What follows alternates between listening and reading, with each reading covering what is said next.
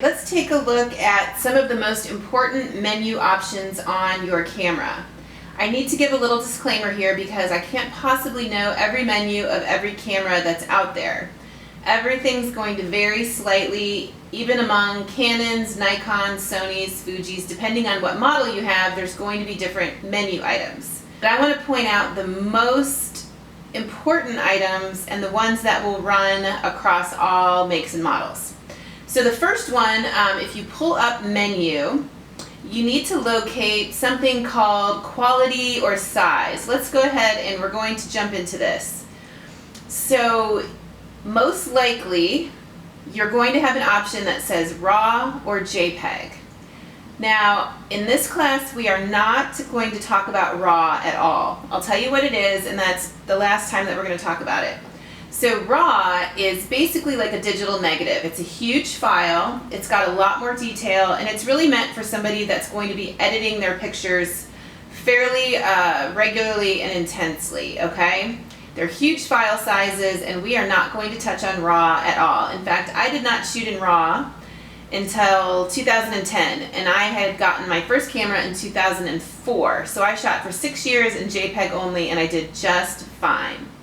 The most important thing you want to do is make sure, so you've got small, fine, medium, large, and then large, fine. They're going to be called something different. Basically what you want to choose is the largest option for JPEG. And you may wonder why, because it's going to have bigger file sizes. Well, the reason being, if you want to crop your pictures or you want to blow them up or enlarge them, you need to have the largest file size and the biggest pixel count so that when you crop or enlarge and you get rid of some of those, you still have a high quality picture left. So if anybody's ever cropped an iPhone photo and it's gotten all grainy, that's what will happen if you don't have high enough quality. These menu items are all going to vary, so I'm just going to walk through the ones that I feel are most important for the beginner. If you have this option, I don't know if you do, release shutter without card, please disable that. The last thing you want to do is go out shooting your family vacation without a card in your camera and thinking that the whole time life is good when actually it's not saving any of your pictures. So I don't even know why this would be enabled, but just turn that off if you have that. Now review time, I could say this, usually I have this on for 2 seconds, but because I'm doing this video, I put it on hold. But you're going to want to put this on 2 or 4 seconds, because if you put it on too long and you're on vacation or you're on a long day, you're going to run out of battery very quickly. So you only want your review time to be as short as possible to be able to take a look at the picture. So let's go ahead, we're going to jump to the next screen. Auto exposure or exposure compensation, that's something that we'll learn about later when we learn full manual, but for right now I don't even want you to worry about that. Now white balance. White balance is important. Let's go ahead and jump into that. So if you've ever been in a school gym and you've taken pictures and they've come out very yellow, that's because your white balance is off. So for this class I want you to put it on auto. So whether it says auto here, AWB for auto white balance. We aren't going to talk a lot about white balance in this class. We talk about that more in a full manual class. But for the purpose of this class, we want it on auto. So we'll let the camera do the work for us here. Now let's go ahead. If you have a picture style, this is something, it depends really on what you like to shoot. So I mainly like to shoot people. So if I'm in JPEG mode, I am going to put this on portrait, and basically it just optimizes the skin tones and makes the colors optimal for a portrait. Now if you like to shoot landscapes, you may want to put it on landscape because it's going to enhance the color, it's going to enhance the blues, the greens, and colors that you see in the landscape.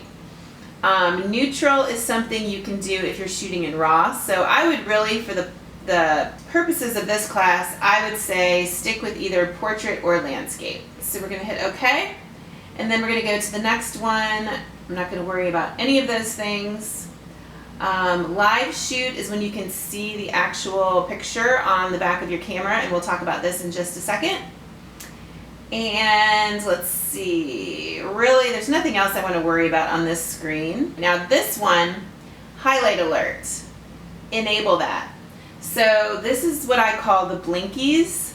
So in Canon it's called highlight alert, in Nikon I think it's called highlight alert or show blown highlights. Basically, if you're looking for this for your camera, say, does my camera, the Fuji X10, have highlight alerts? And someone has probably answered that question.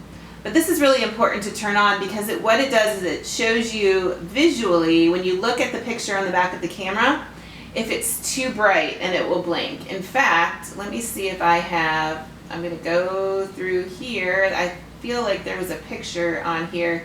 Okay, you see this picture? You see where it's flashing? That is a highlight alert. So in that particular area, there is no detail. So if I were to print this picture, that area that's flashing would not have any ink come out of the printer, okay? So if you have an entire picture that's flashing, like if an entire face is flashing or an entire sky is flashing, you might want to change your camera settings because that means you have no detail in that part of the picture.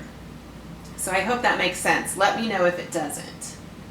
All right, but that's something, definitely turn that on. And then I'm not going to worry about anything else on this particular menu. And auto power off. Again, I usually have this set to 1 or 2 minutes, but because I am doing this video, I have it off. But normally I would set it to 1 or 2 minutes so the camera automatically powers off and you don't drain your battery accidentally. Now format, this is where you erase your entire card. So format card, all data will be lost. I only want you to ever do this after, in the previous lesson we talked about importing your photos, backing them up, and then formatting your card in the camera and starting over.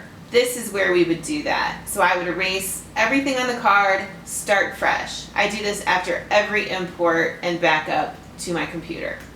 It helps keep you really organized and on top of things. All right, so this seems silly, but make sure your date and time are set correctly. This will help you when 10 years down the road you're looking for pictures and you knew you went on that vacation in 2004, you know it was in April. It'll help you narrow down what you're looking for.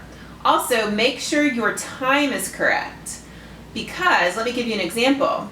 If you combine pictures from your iPhone and you combine pictures from your big girl camera. So let's say you go on vacation, you took your big girl camera out for part of the vacation, but you got a lot of shots also on your iPhone, and then you wanted to combine those together and make a Shutterfly book. When you combine them all together, if your date and time are correct, it will automatically layer in your iPhone pictures with your big girl camera pictures. And so let's say you went to Rome and you went to the Colosseum and you got, during the day you took your big girl camera out, you got pictures, and then later that night you went out to dinner, you just took your iPhone. Well, it's going to lay out that entire day in order as it happened, and it's going to help you tell that story when you get home, whether you put a slideshow together or whether you make a Shutterfly book or whether you just want to digitally archive the trip.